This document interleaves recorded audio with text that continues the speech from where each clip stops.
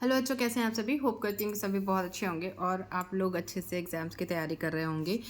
इस वीडियो में मैं आपको बताने वाली हूँ डीएनए पुनर्योगज तकनीक या फिर रिकॉम्बिनेंट डीएनए टेक्नोलॉजी किसे कहते हैं, कह सकते हैं, या फिर पुनर्योगज डीएनए प्रौद्योगिकी भी इसे कहा जाता है। तो आपको क्वेश्चन में पूछ सकता है कि पुनर्योगज डीएनए प्रौद्योगिकी के विभिन्न चरण लिखिए या फिर डीएनए पुनर्योगज तकनीक क्या है इसके बारे में बताइए। तो इस टाइप का कोई भी क्वेश्चन, मतलब ये पिछले साल भी पूछा था आपको, तो इस टाइप का क्वेश्चन आए तो आपको इस तरीके से उसका आंसर देना है। तो चलो मैं आपको बताती हूँ विद डायग्राम के साथ कि अगर, क्योंकि 4 या 5 नंबर का अगर क्वेश्चन आता है तो आपका सिर्फ लिखने से काम नहीं चलता है। अगर लिखने में थोड़ा बहुत ऊपर नीचे भी हुआ और अगर आपने डायग्राम बना दिया तो आपको मार्क्स पूरे मिल जाते हैं। ठीक है, तो हम देखेंगे डायग्राम के साथ पूरे इसके जो क्रिया के चरण है सारे। तो सबसे पहले देख लेते हैं कि डीएनए पुनर्योगज तकनीक क्या है। तो एक जीव के डीएनए में बाह्य डीएनए जोड़ना, मतलब किसी जीव का कोई डीएनए है, ठीक है, उसमें बाह्य डीएनए मतलब बाहर से कोई डीएनए को जोड़ देना डीएनए पुनर्योगज कहलाता है। मतलब रिकॉम्बिनेंट डीएनए, मतलब 2 डीएनए को जोड़ के एक डीएनए बनाया जाता है नया, वो क्या कहलाता है, डीएनए पुनर्योगज। ठीक है, फिर इस तकनीक को डीएनए इंजीनियरिंग या आनुवांशिक अभियांत्रिकी जेनेटिक इंजीनियरिंग भी कहा जाता है। ये हमारा एक इंट्रो हो गया। अब हम ये क्रिया देख लेते हैं। आपको बता दूं मैं पहले कि होता क्या है। सबसे पहले ये देखो, ये मैंने डायग्राम बनाया है, ये आप देख सकते हो। इस तरीके का आप चाहे तो बना सकते हो।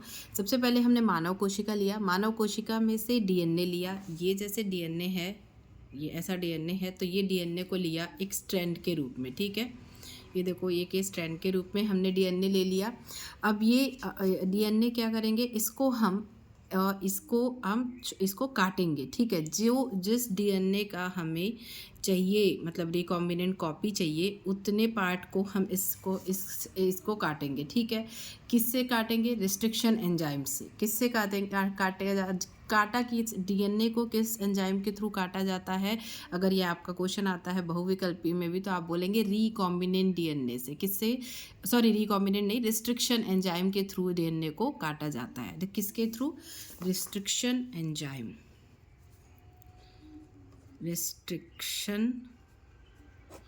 एंजाइम बोलते हैं, जिससे हम क्या करते हैं, डीएनए को काटते हैं। रिस्ट्रिक्शन एंजाइम से हमने डीएनए का वो पार्ट काट लिया जो हमें चाहिए था। किसके थ्रू, रिस्ट्रिक्शन एंजाइम। रिस्ट्रिक्ट करना मतलब यहाँ से रिस्ट्रिक्ट कर दिया, उसने काट दिया।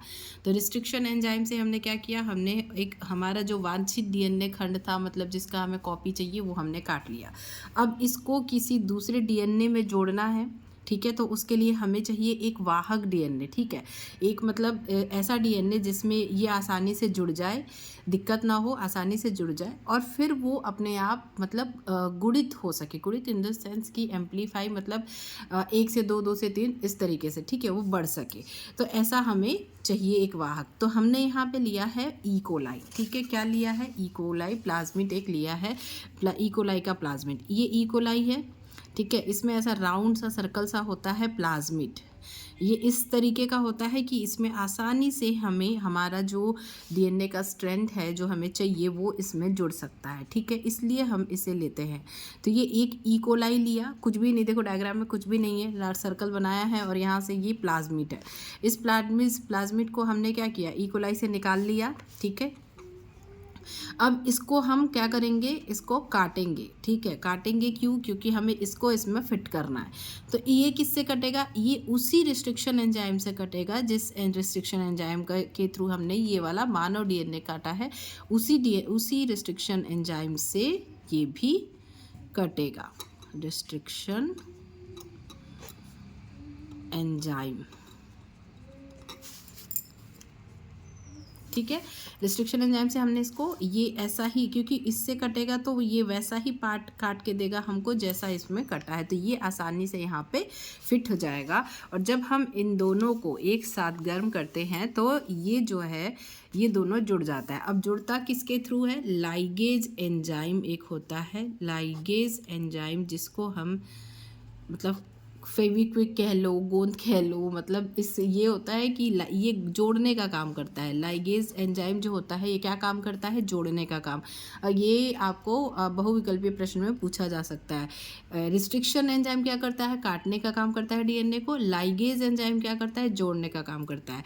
तो हम इन दोनों को लेके एक साथ, मतलब एक साथ करके गर्म करेंगे और उसमें थोड़ा सा लाइगेज एंजाइम डाल देंगे। उसमें लाइगेज एंजाइम जब डालते हैं तो उसके थ्रू क्या होगा, ये दोनों जो है आपस में जुड़ जाएंगे और ये एकदम फिट हो जाएंगे। ठीक है, ये फिट हो जाएगा और हमको क्या मिलेगा, हमको मिलेगा एक रिकॉम्बिनेंट डीएनए। ठीक है, पुनर्योगज डीएनए। ठीक है, एक नया डीएनए मिलेगा जिसमें हमें ये भी है और ये भी दोनों का रहेगा। ठीक है, तो ये एक नया डीएनए हमें मिल गया।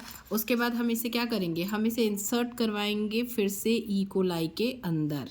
ई कोलाई के अंदर कैसे इंसर्ट करवाएंगे, इसको गर्म करेंगे। इसको लेके ई कोलाई के साथ जब गर्म करते हैं तो ये जो झिल्ली है, ये मेम्ब्रेन है, इसको ये जो रिकॉम्बिनेंट डीएनए है ये पार करके अंदर की ओर चला जाता है।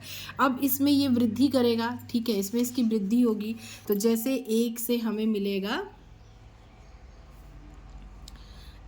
हमें दो, दो से तीन, ऐसा करके ये पार्ट, ये देखो, दो से तीन, तीन, मतलब ऐसे करके ये वृद्धि होती जाएगी और हमें ज़्यादा से ज़्यादा रिकॉम्बिनेंट डीएनए मिल जाएगा। फिर हम इसको इससे पृथक कर लेंगे और हमें आसानी से मिल जाएगा। तो ये इस तरीके से पूरा ये बनता है। अब इसी को हमें लिखना है। ठीक है, इसी को क्या करना है, इसी को हमें लिखना है।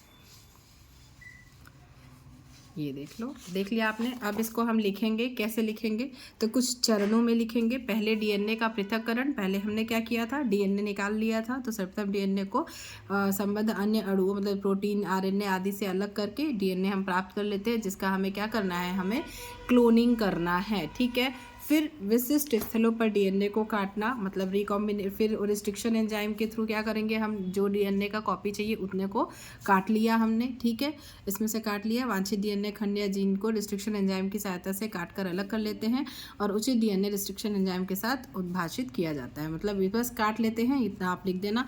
फिर वांछित डीएनए खंडों का पृथक्करण, फिर उसके बाद डीएनए खंडों का पृथक, मतलब जो डीएनए चाहिए उसको इलेक्ट्रोफोरेसिस के थ्रू, जेल इलेक्ट्रोफोरेसिस जो होता है उसकी क्रिया के द्वारा हमें जो डीएनए खंड चाहिए वो अलग किया जाता है। ये भी आपको मतलब हो सकता है बहुविकल्पी में पूछे, तो ये आपका इंपॉर्टेंट है। तो किसके थ्रू, जेल इलेक्ट्रोफोरेसिस। उसमें क्या होता है, उसमें अगार जेल होता है। जो जेल होता है वो काहे का होता है, वो कौन सा होता है, अगार जेल होता है। अगर पूछे तो आप बता देना।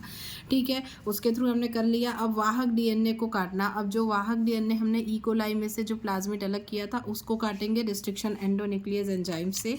ठीक है, फिर उसके बाद क्लोनिंग करेंगे उसकी। ठीक है, उसको काट लिया। काटने के बाद वांछित डीएनए खंड को वाहक डीएनए खंड से जोड़ना। फिर हमने उससे दोनों को किसके थ्रू, लाइगेज एंजाइम के थ्रू जोड़ दिया। ठीक है, वांछित डीएनए खंड को वाहक डीएनए खंड से हमने लाइगेज एंजाइम के थ्रू जोड़ दिया। उसके बाद क्या होगा, पुनर्योगज डीएनए को पोषक कोशिका जीव में प्रवेश कराना।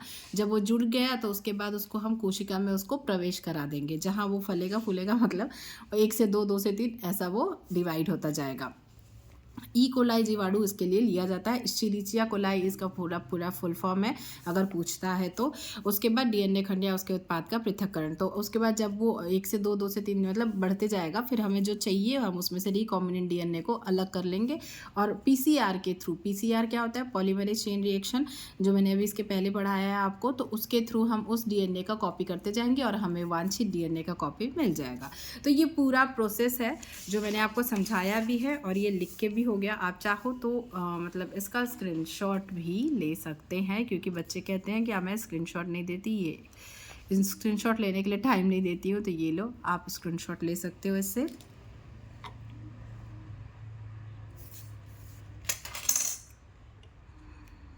उसके बाद अब नेक्स्ट पेज।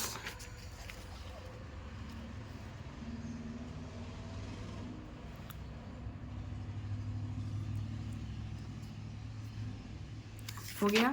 अब ये अगर आप लोग को अच्छा लगा होगा, वीडियो पसंद आई होगी, तो फिर वीडियो को लाइक कीजिएगा। कोई और टॉपिक समझना हो तो आप मुझे कमेंट कर सकते हैं, मैं ट्राई करूँगी कि मैं आपकी हेल्प कर सकूँ।